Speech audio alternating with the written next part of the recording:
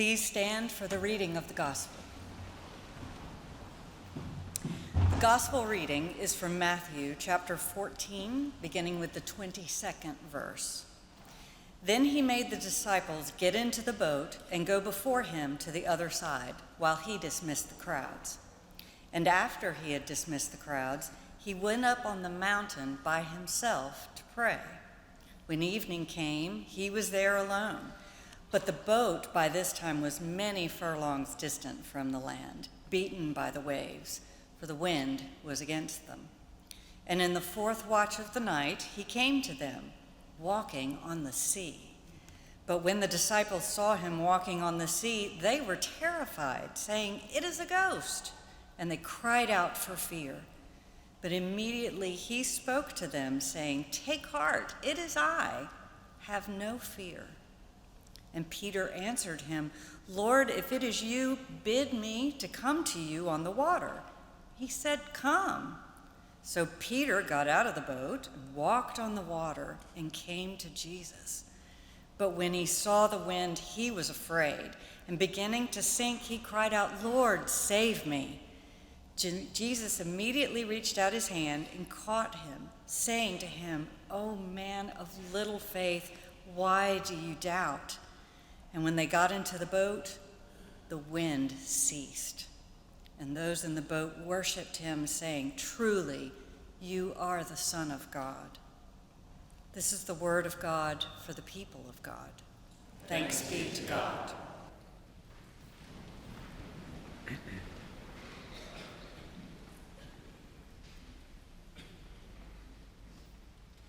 When you do, where do you find yourself lingering? This is a question that I reflect on often.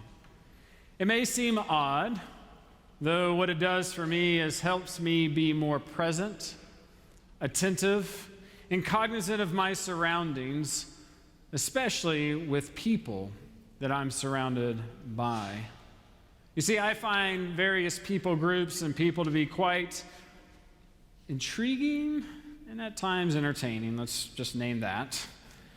And so anytime that I have an opportunity to linger around people, whether it's different folks from myself, around my family, different cultural settings, I want to be fully there.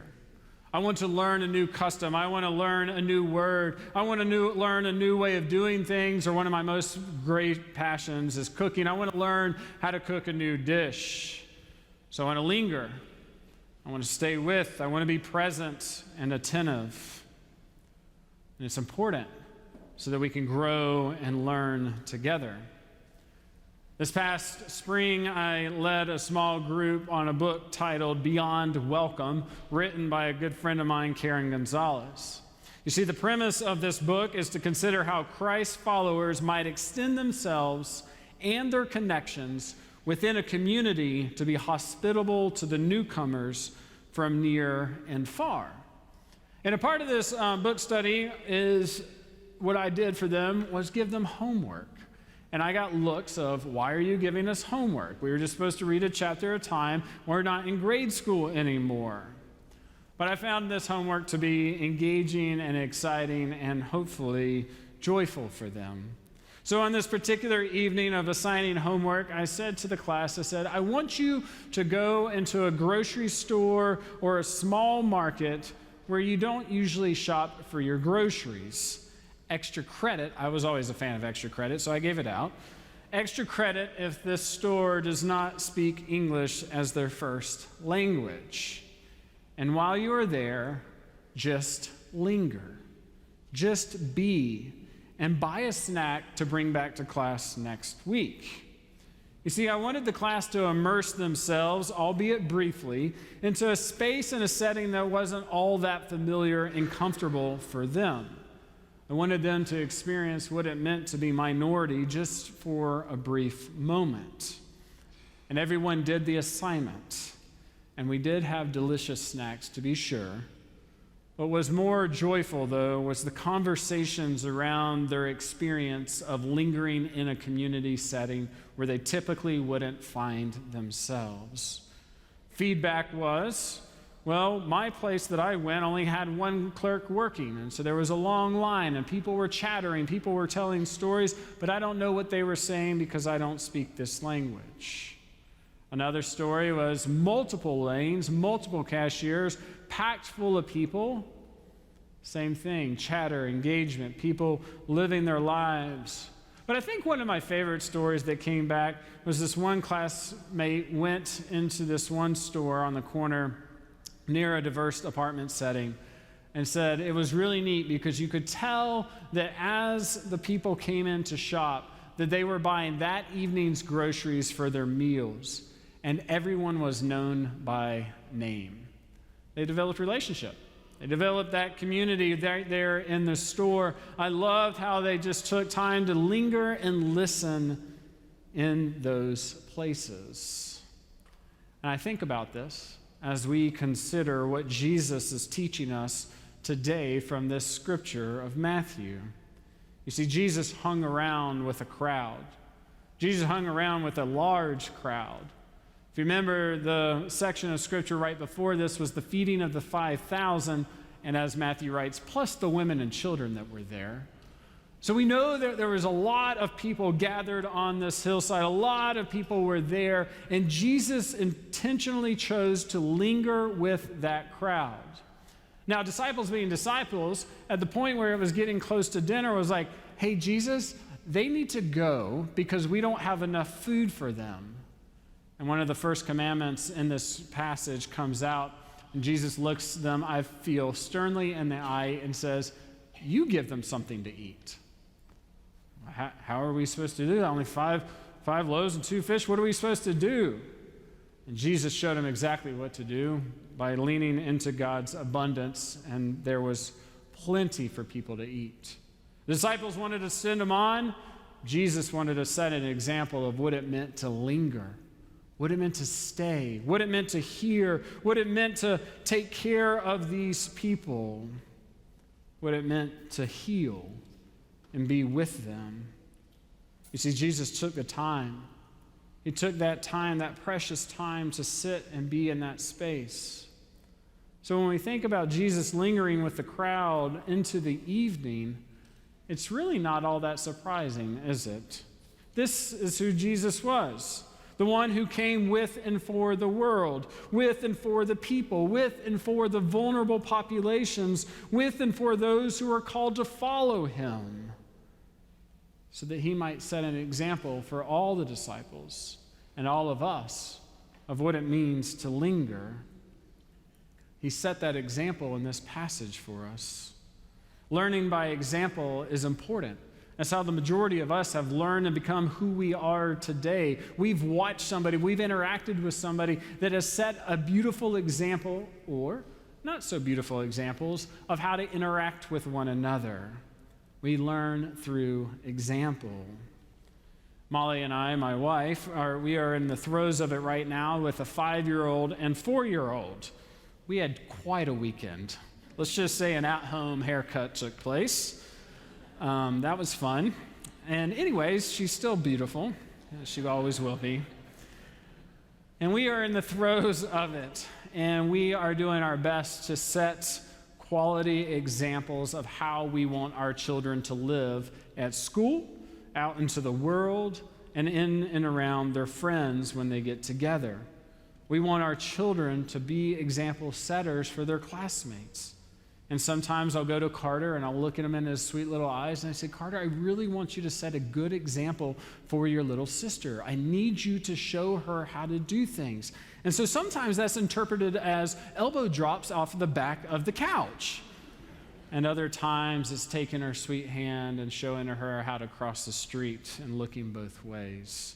And we'll look at Cameron and say, well, we want you to set an example for your brother. Can you be kind and reciprocate this kindness to one another?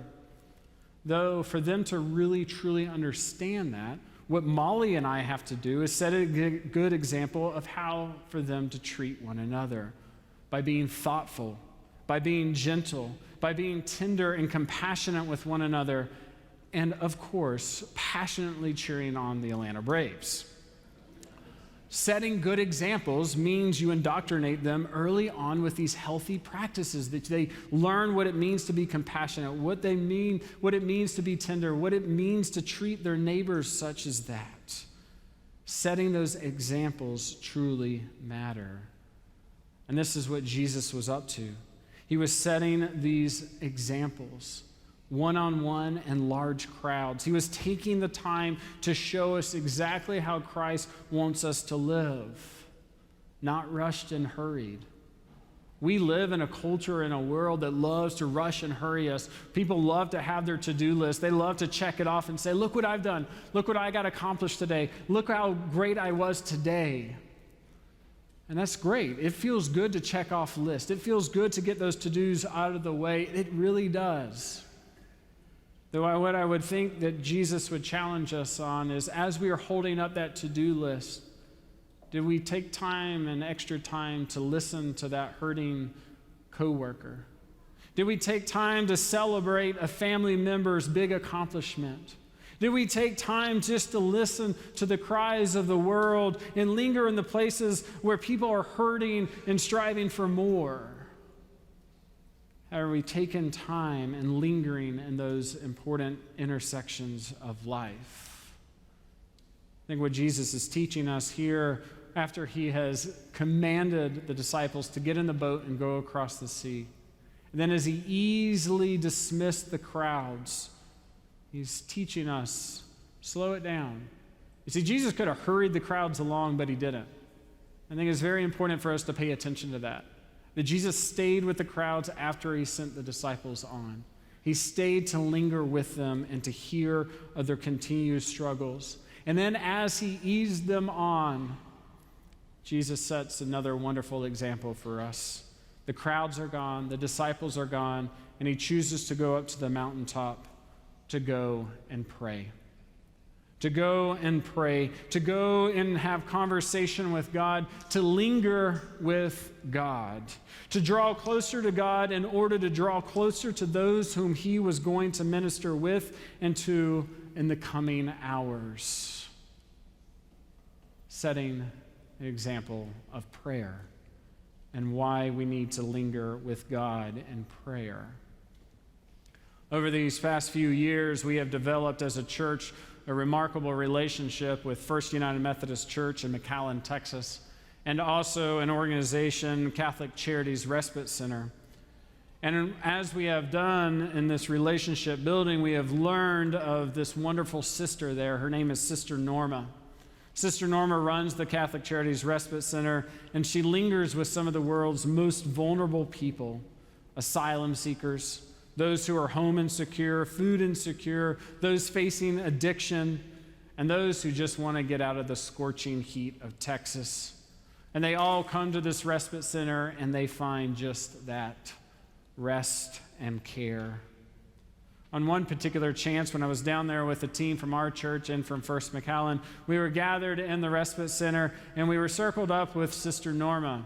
And she was going through her list of what she was up to for that day and what they were facing and how many folks they expected to come through their building and how they were waiting to see if any other volunteer groups were going to come. And it came to a pause in the conversation, and I looked to Sister Norma. I said, this is my opportunity. I said, Sister Norma, will you share with our team here how you tirelessly and day in and day out, never skipping a beat, care for all these vulnerable people? How do you do it? How do you sustain this energy? It was great. I had her exactly where I wanted her. I wanted her to be captivated in this moment because she was going to give this whole lengthy spiritual regimen of her life, of how she prepares, how she enters each and every single day. And my team would be even more enamored with her. She took a quick breath. She looked me right in the eyes, and she said, prayer. Prayer. That was it. That is it. Prayer. Lingering with God so that we might have clarity of how to linger and be with the vulnerable. Prayer so that we know how to be with the secure and the insecure, the well-to-do and the not well-to-do, the family and the non-family, the stranger and the familiar. prayer in any life circumstances will prepare you how to engage in those moments. See, Jesus commands the disciples, they leave. Jesus seizes the crowds, they leave. And what does Jesus immediately do? He leaves to go in prayer. Jesus went to go to pray, to reconnect and strengthen his spiritual resolve for what was before him on the other side of the sea, and also what was happening on top of the sea in the boat. And what was before him was another crowd and community that would want them to linger and offer healing. You see, prayer should play such an integral role in our lives. And not just when times are going bad or disruptive. You see, we hear Peter doing that when he shouts out to Jesus. You see, Peter saw Jesus, right? And he says, let me do this. Let me walk on the water with you. And Jesus says, come on, it's right here. Come and do it. And then when Peter saw the wind blowing, he got scared and he began to sink. And then Peter offers a very powerful 3-word prayer, Lord, save me. Lord, save me. He reaches out his hand, and Jesus does just that. He reaches down and pulls him up. Lord, save me. Whether they're these 3 words that you have cried out to God from the depths of your soul or not, we have all been there in bad and disruptive and chaotic times and hard times of our lives where we're reaching out and saying, Lord, save me.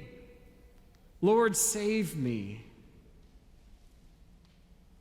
And Jesus, as Jesus would, and God as God would, and the Spirit as the Spirit would, is lingering right there with us, taking our hand and pulling up as we cry out, Lord, save me. To be sure, these prayers matter, and prayer should be constant. It should be the way in which we start and end and order our days. Prayer ought not to be cheapened to a conditional statement or bartering chip with God. Prayer is more than that and more crucial to our spiritual, emotional, and physical well-being. I barter with my kids. Pick up this so you can have this. Clean up your room so you can do this. But prayer isn't a time for such if-then statements or condition. Prayer prepares and readies our hearts and minds for what situation might be before us or whatever is stirring within us. And prayer is hard. And I have to confess it right now. This is not trivial. This is true. I need to improve my prayer life. I remember a time when I was over at South Tryon with former Pastor Ray McKinnon, and it was after worship. And this woman came in after worship, and she sat down with both of us and says, I just need to share with you what's going on in my life. And it was a hard situation for her family and for her neighbors. And also she was dealing with a physical matter. And so Ray and I were both deeply drawn into the story. And as she concluded, she just says, can you pray for me? And I chimed in quickly and I said, absolutely, we will pray for you. And an awkward silence fell in the room. And Ray looked at me and he says, well, pray. I said, okay.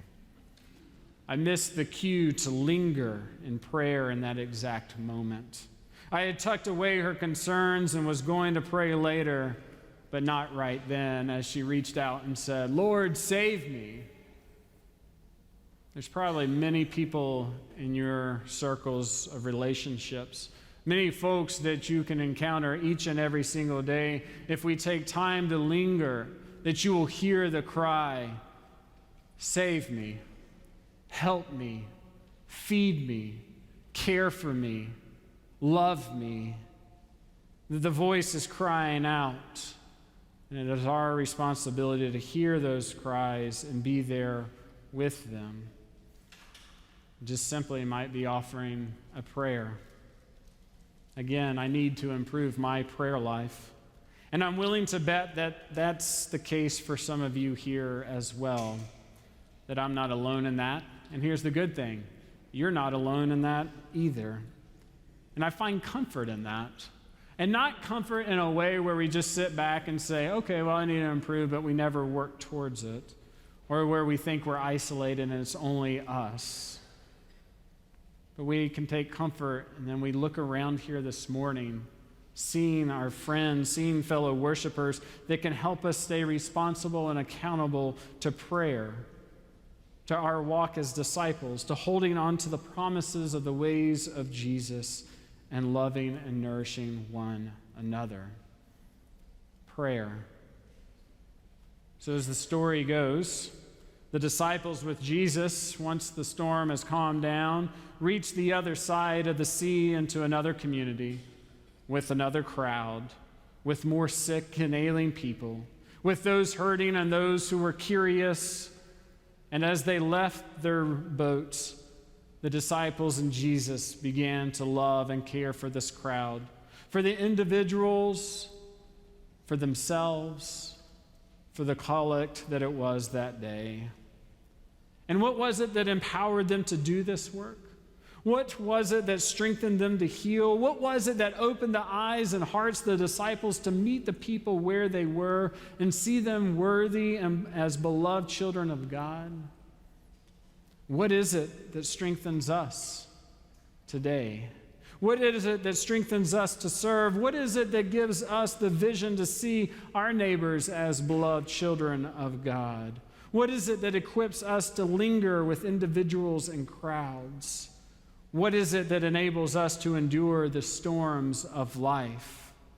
What is it that strengthens us when we don't have anything else to say or do? And what is it that affirms God's presence when nothing else can? What is it, church? It's prayer.